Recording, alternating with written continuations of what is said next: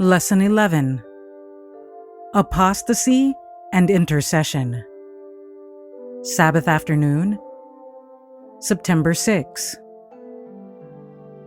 It was the mixed multitude who came from Egypt with the Israelites that were the principal movers in this dreadful departure from God.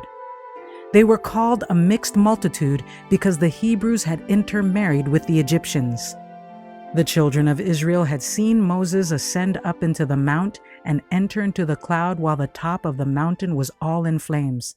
They waited for his return every day, and as he did not come from the mount as soon as they expected he would, they became impatient. Especially were the believing Egyptians who left Egypt with the Hebrew host impatient and rebellious. A large company assembled around the tent of Aaron and told him that Moses would never return, that the cloud which had hitherto led them now rested upon the mount and would no longer direct their route through the wilderness. They desired something which they could look upon to resemble God. The gods of the Egyptians were in their minds, and Satan was improving this opportunity, in the absence of their appointed leader, to tempt them to imitate the Egyptians in their idolatry. They suggested that if Moses should never return to them, they could return into Egypt and find favor with the Egyptians by bearing this image before them, acknowledging it as their God. Aaron remonstrated against their plans until he thought the people were determined to carry out their purpose, and he ceased his reasoning with them. The clamors of the people made Aaron afraid of his life, and instead of standing up nobly for the honor of God and trusting his life in his hands, who had wrought wonders for his people, he lost his courage, his trust in God, and cowardly yielded to the wishes of an impatient people, and this too in direct opposition to the commands of God. He made an idol and built an altar whereon they offered sacrifice to this idol. And Aaron submitted to hear the people proclaim, "These be thy gods, O Israel, which have brought thee up out of the land of Egypt." What an insult to Jehovah!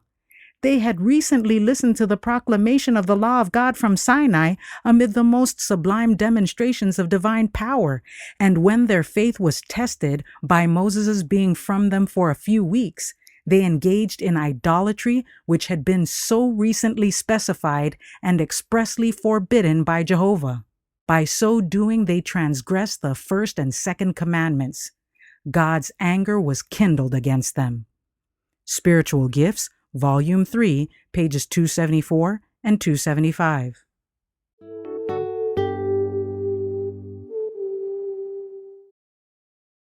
Sunday, September 7. Failed leadership. Aaron endeavored to shield himself by relating the clamors of the people, but his excuses and prevarications were of no avail. The fact that Aaron had been blessed and honored so far above the people was what made his sin so heinous. It was Aaron, the saint of the Lord, Psalm 106 verse 16, that had made the idol and announced the feast. It was he who had been appointed as spokesman for Moses, and concerning whom God himself had testified, "I know that he can speak well," Exodus chapter 4 verse 14, that had failed to check the idolaters in their heaven-daring purpose. He by whom God had wrought in bringing judgments both upon the Egyptians and upon their gods had heard unmoved the proclamation before the molten image, "These be thy gods, O Israel, which brought thee up out of the land of Egypt." It was he who had been with Moses on the mount and had there beheld the glory of the Lord, who had seen that in the manifestation of that glory there was nothing of which an image could be made. It was he who had changed that glory into the similitude of an ox. He to whom God had committed the government of the people in the absence of Moses was found sanctioning their rebellion. The Lord was very angry with Aaron to have destroyed him, Deuteronomy chapter 9 verse 20, but in answer to the earnest intercession of Moses, his life was spared, and in penitence and humiliation for his great sin, he was restored to the favor of God. If Aaron had had courage to stand for the right, irrespective of consequences, he could have prevented that apostasy. if he had unswervingly maintained his own allegiance to God, if he had cited the people to the perils of Sinai and had reminded them of their solemn covenant with God to obey his law, the evil would have been checked. But his compliance with the desires of the people and the calm assurance with which he proceeded to carry out their plans emboldened them to go to greater lengths in sin than had before entered their minds. Of all the sins that God will punish, none are more grievous in his sight than those that encourage others to do evil. Conflict and Courage, page 98. Here, Aaron's deficiency as a leader or governor of Israel is seen. The people beset him to make them gods to go before them into Egypt. Here was an opportunity for Aaron to show his faith and unwavering confidence in God, and with firmness and decision to meet the proposition of the people. But his natural desire to please and to yield to the people led him to sacrifice the honor of God. He requested them to bring their ornaments to him, and he wrought out for them a golden calf and proclaimed before the people, "These be thy gods, O Israel, which brought thee up out of the land of Egypt." And to this senseless god he made an altar and proclaimed on the morrow a feast to the Lord. All restraint seemed to be removed from the people. They offered burnt offerings to the golden calf, and a spirit of levity took possession of them. They indulged in shameful rioting and drunkenness. They ate, they drank, and rose up to play. Testimonies for the Church, Volume 3, page 296.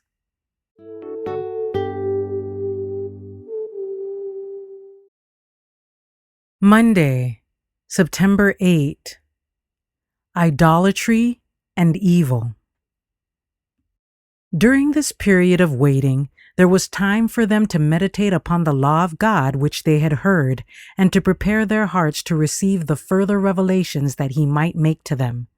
They had none too much time for this work, and had they been thus seeking a clearer understanding of God's requirements and humbling their hearts before him, they would have been shielded from temptation.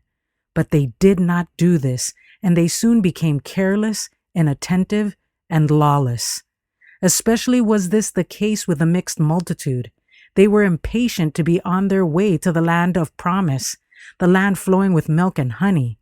It was only on condition of obedience that the goodly land was promised them, but they had lost sight of this. There were some who suggested a return to Egypt, but whether forward to Canaan or backward to Egypt, the masses of the people were determined to wait no longer for Moses. Feeling their helplessness in the absence of their leader, they returned to their old superstitions. The mixed multitude had been the first to indulge murmuring and impatience, and they were the leaders in the apostasy that followed.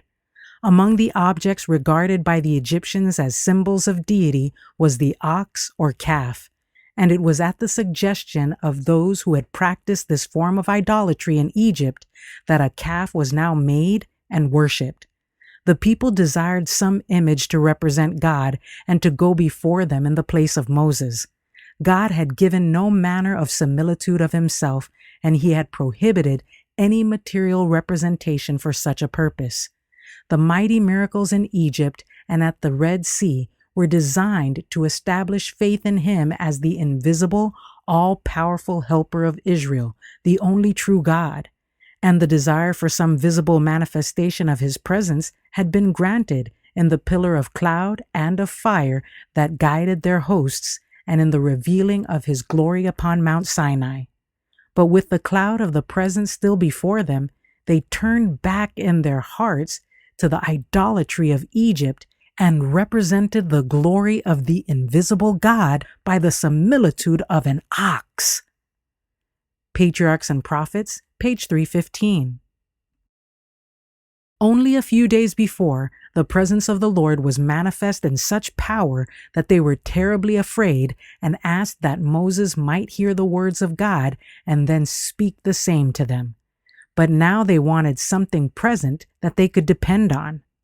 They might at this time have been learning precious lessons which the Lord was ready to give them if they had trusted fully in Him. But the result of their murmurings and unbelief was that Aaron made them a golden calf to represent God. He proclaimed this idol to be God, and a great deal of enthusiasm was created over this false god. If instead of doing this, he had called to mind the wonderful deliverance which God had wrought for them, and every mind had been drawn upon to express gratitude to God for all His rich mercies in delivering His people from Egyptian bondage, they might have been placed on vantage ground to glorify the Lord God who had wrought such wonderful deliverance from degradation and slavery. Correct views concerning the testimonies, Advent Review and Sabbath Herald, September 6, 1906, paragraphs 12 and 13.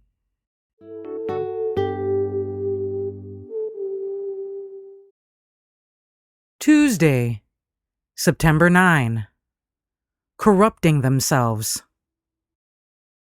In the absence of Moses, the judicial authority had been delegated to Aaron, and a vast crowd gathered about his tent with the demand, "Make us gods which shall go before us, for as for this Moses, the man that brought us up out of the land of Egypt, we wot not what is become of him." The cloud, they said, that had heretofore led them, now rested permanently upon the mount. It would no longer direct their travels. They must have an image in its place, and if, as had been suggested, they should decide to return to Egypt, they would find favor with the Egyptians by bearing this image before them and acknowledging it as their God. Such a crisis demanded a man of firmness, decision, and unflinching courage, one who held the honor of God above popular favor, personal safety, or life itself. But the present leader of Israel was not of this character.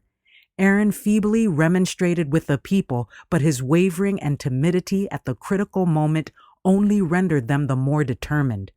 The tumult increased. A blind, unreasoning frenzy seemed to take possession of the multitude. There were some who remained true to their covenant with God, but the greater part of the people joined in the apostasy. A few who ventured to denounce the proposed image-making as idolatry were set upon and roughly treated, and in the confusion and excitement, they finally lost their lives. Aaron feared for his own safety, and instead of nobly standing up for the honor of God, he yielded to the demands of the multitude. His first act was to direct that the golden earrings be collected from all the people and brought to him, hoping that pride would lead them to refuse such a sacrifice. But they willingly yielded up their ornaments, and from these he made a molten calf in imitation of the gods of Egypt. The people proclaimed, "These be thy gods, O Israel, which brought thee up out of the land of Egypt." And Aaron basely permitted this insult to Jehovah. He did more. Seeing with what satisfaction the golden god was received, he built an altar before it and made proclamation, "Tomorrow is a feast to the Lord." The announcement was heralded by trumpeters from company to company throughout the camp, and they rose up early on the morrow and offered burnt offerings and brought peace offerings, and the people sat down to eat and to drink and rose up to play. Under the pretense of holding a feast to the Lord, they gave themselves up to gluttony and licentious reveling. Patriarchs and Prophets, pages 316 and 317.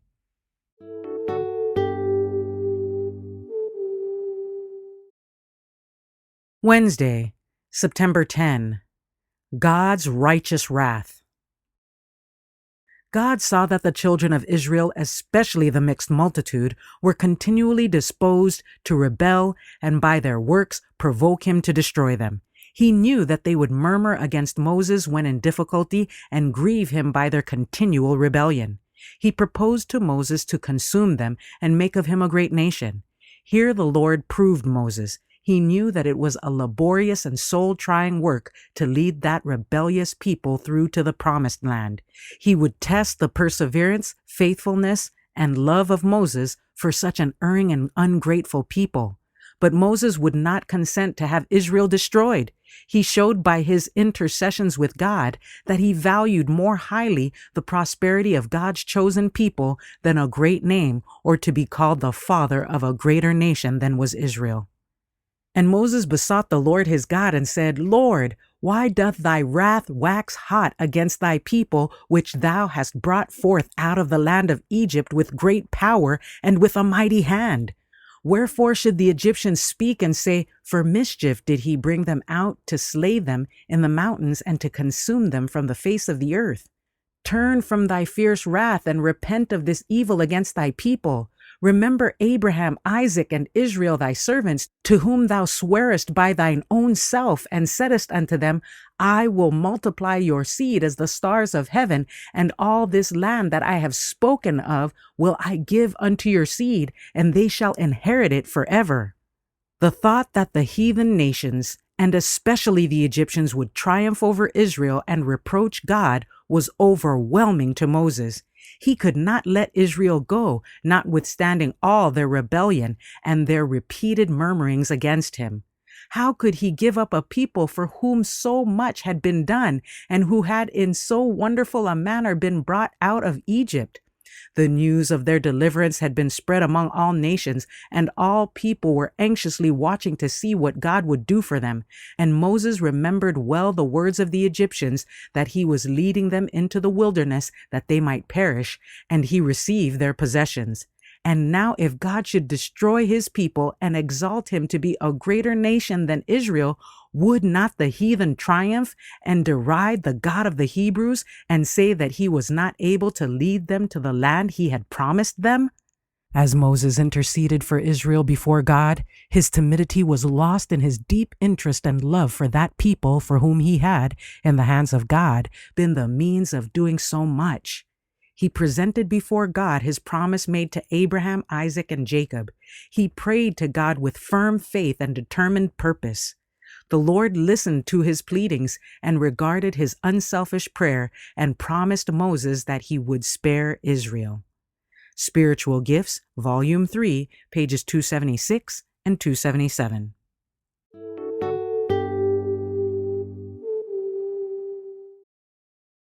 Thursday, September 11. Intercession. After the transgression of Israel in making the golden calf, Moses again goes to plead with God in behalf of his people. He has learned from experience that in order to have an influence with the people, he must first have power with God.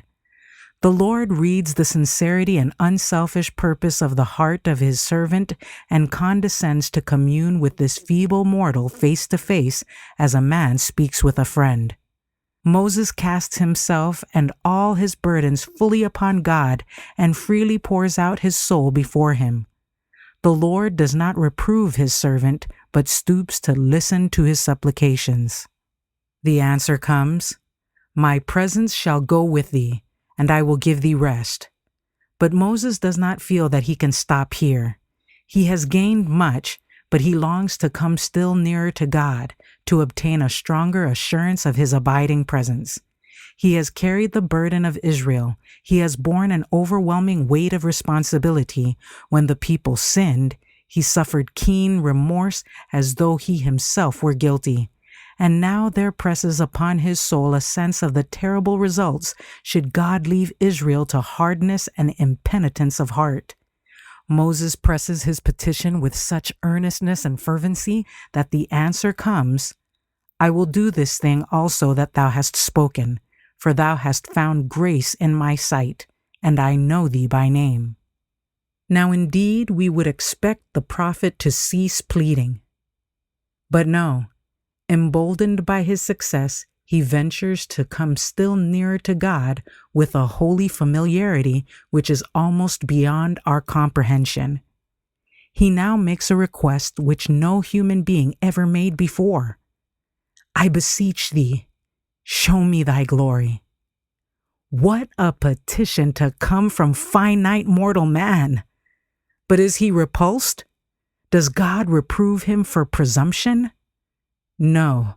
We hear the gracious words, I will make all my goodness pass before thee.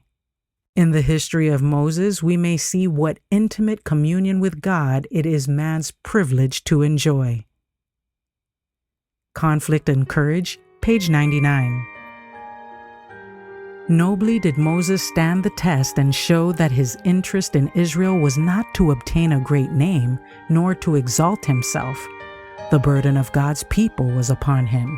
God had proved him and was pleased with his faithfulness, his simplicity of heart, and integrity before him, and he committed to him, as to a faithful shepherd, the great charge of leading his people through to the promised land. Spiritual Gifts, Volume 3, page 278.